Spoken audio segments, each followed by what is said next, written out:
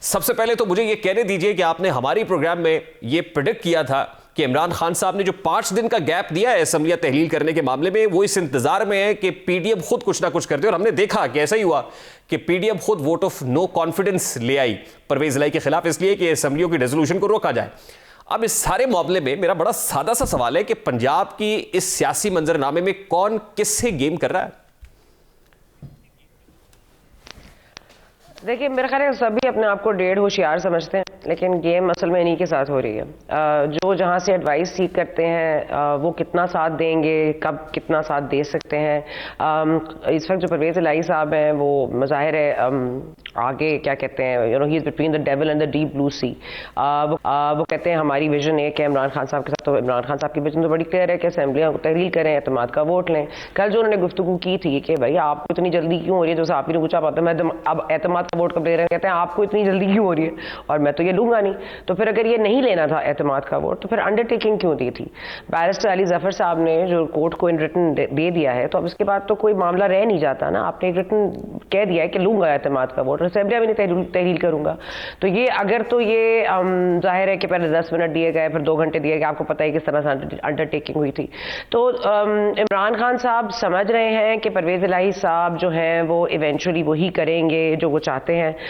دونوں کا جو گفتگو کرنے کا طریقہ ہے ایک دوسرے کے حوالے سے وہ بڑا مطلب وہ ان کی تعریف کرتے نہیں تھکتے یا ان کی تعریف نہیں کرتے تھکتے، پھر کہیں نہ کہیں وہ ان کو 25 آپ نے دیکھا ہوگا کل بھی انہوں نے کہا یہ 25 کو جو تھے ان کے ساتھ کیا ہوا تھا، شکر نہیں کرتے، ناشکری کرتے ہیں، اور آج پھر دھمکی بھی آ گئی ہے عمران خان صاحب کی طرف سے۔ تو میں نورا کشتی تو نہیں کہوں گی اسے، لیکن میرا خیال ہے کہ ظاہر ہے کہ پاکستان تحریک انصاف میں بہت سارے ابھی اور بہت سارے لوگ ہیں جو نہیں چھوڑیں گے، میرا نہیں خیال استعفے دیں گے۔ اگر تو عمران خان صاحب استعفے کا روٹ اپناتے ہیں اعتماد کے ووٹ کے، اگر ان کو نہیں لگ رہا کہ پرویز الہی صاحب سیریس ہیں، تو ان کو اور سبکی حاصل ہوگی، کیونکہ بہت سارے پی ٹی آئی کے اراکین نہیں ووٹ کریں گے اور وہ نہیں استعفے دیں گے۔ کہاں سے استعفے دلوائیں گے عمران خان صاحب؟ پھر بھی حکومت نہیں مل رہی، پارلیمنٹ سے استعفے آپ نے دلوا دیے، وہاں پہ لوگ کورٹ چلے گئے کہ ہم نے استعفے نہیں دینے، اب آپ کہہ رہے ہیں یہاں سے بھی استعفے دے دیں، پھر خیبر پختونخوا میں ایک فارورڈ بلاک بن گیا، ان کا کیا کریں گے؟ مطلب آپ لوگوں کو تو سوٹ نہیں کرتا، اور عمران خان صاحب کو اگر اتنے جان کے لالے پڑے ہوئے ہیں تو یہ جو اتنی سیکیورٹی ان کو حاصل ہے یہ تو تحلیل کرنے کے بعد نہیں رہے گی۔ اچھا میں اس طرف آتا ہوں، اب دیکھیے سر مجھے صاحب چودھری پرویز الہی صاحب کے وہ نیپیاں بدلنے والے مشہور زمانہ بیان سے لے کر کل سب کی زبانیں باہر آنے والے بیان تک، چودھری پرویز الہی نے پی ٹی آئی کو آگے لگایا ہوا ہے یا پرویز الہی کے پیچھے پوری کی پوری پی ٹی آئی اور چیئرمین پی ٹی آئی چھپ رہے ہیں؟ دیکھیے پرویز الہی صاحب نے جو کل گفتگو کی ہے اس کا بہت 2 معنی نکلتے ہیں۔ ایک یہ کہ پاکستان تحریک انصاف کے اندر کے لوگوں کی ان کو سپورٹ حاصل ہے، وہ پتہ ہے کہ استعفے نہیں دیں گے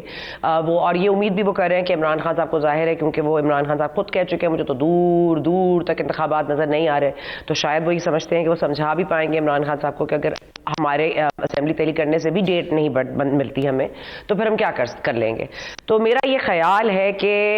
مطلب it's a wait and watch game, لیکن ظاہر سنسیئرٹی تو کسی کے لیے بھی نہیں ہے، اور مگر میرا خیال ہے کاف لیگ کو پی ٹی آئی کی ضرورت تو ہے سیٹ ایڈجسٹمنٹ کے حوالے سے، کیونکہ اگر وہ چودھری شجاعت کے پاس واپس نہیں جاتے، اور اگر تو کوئی انڈر دا ٹیبل ڈیل ہو گئی ہے نون لیگ کے ساتھ تو then we will find out, that is also possible. نہیں لیکن آپ کو نہیں لگتا کہ خود عمران خان بھی یہی چاہتے ہیں کہ اسمبلی ڈیزالو نہیں ہونی چاہیے، یعنی عمران خان بھی وہی چاہتے ہیں جو چودھری پرویز الہی چاہتے ہیں؟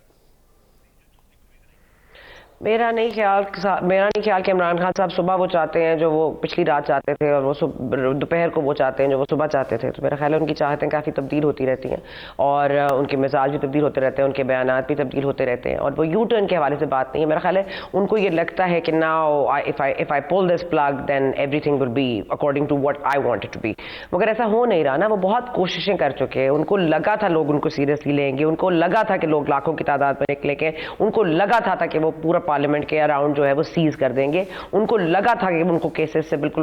بری کر دیا جائے گا، ان کو لگا تھا کہ پرویز الہی صاحب فوری طور پر اسمبلی تحلیل کر لیں گے، ان کو لگا تھا کہ وہ ڈیسیژن لے لیں گے اور پوری پارٹی اپنا سر خم کر دے گی۔ انہیں لگتا ہے، ایسا ہوتا نہیں ہے۔ نہیں یہ فیلنگ تو عمران خان کے اندر بھی ہے کہ اگر اسمبلیز ڈیزالو کر دیں گے وہ پنجاب اور کے پی کی، تو اس کے بعد جنرل الیکشنز ان کو نہیں ملیں گے۔ شاید یہی وجہ ہے کہ عمران خان خود वेट एंड सी की पॉलिसी पे गामजन है और इसको डिले करना चाहते हैं। जैसे परवेज इलाही ने कहा था कि 4 महीने तो आप असम्बलियों की तहलील भूल जाएं। इमरान खान भी ये समझते हैं कि अगर असम्बलीज को तहलील करना ही है तो फिर कुछ देर से करें, यानी उस वक्त करें जब उनको इस बात का यकीन हो जाए कि इस फैसले के बाद अब आम इंतखाबात होने जा रहे हैं, जो कि अभी मुमकिन दिखाई नहीं दे रहा।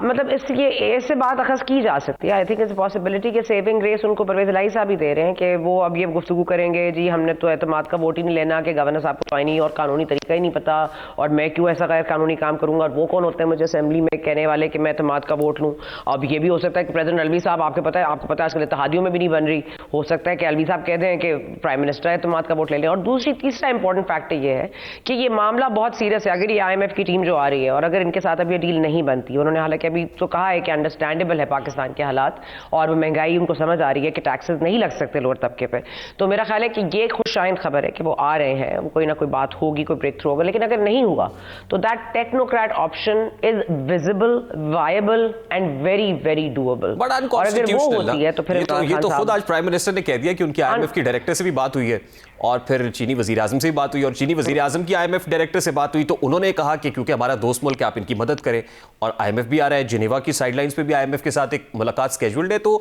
सिग्नलिंग तो यही है कि हुकूमत के पार्ट पे कोई ऐसा प्रॉब्लम नहीं।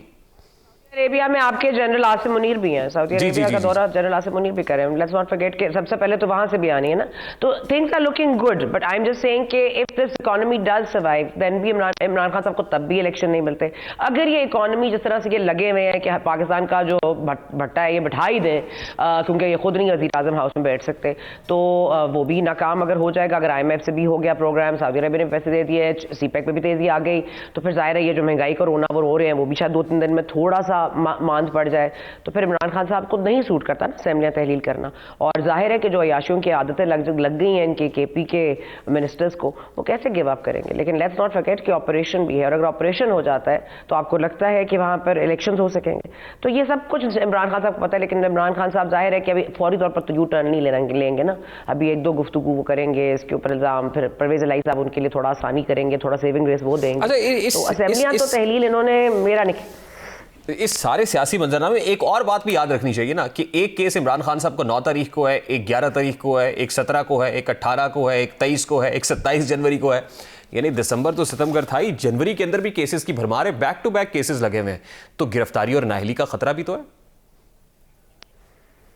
नाअहली का खतरा मुझे तो लगता है, देखिए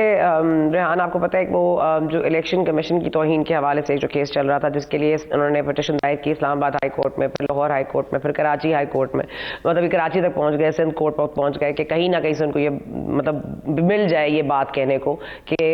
इलेक्शन कमीशन के पास ये इख्तियार नहीं है कि वो तौहीन इलेक्शन कमीशन का उन पर मुकदमा दर्ज करें या उनको इस हवाले से बुलाएं। फिर सुप्रीम कोर्ट से जब उनको ये पता चला कि इलेक्शन कमीशन के पास ये इलेक्शन कमीशन एक इंडिपेंडेंट बॉडी है और उसकी नाअहली की मुद्दत वही है जो अदालत की नाअहली की मुद्दत है, विच मीन्स कि आप अदालत में भी अगर तौहीन करते हैं तो उसका 5 साल है और इलेक्शन कमीशन की भी 5 साल है। तो तोशाखाना में हम देख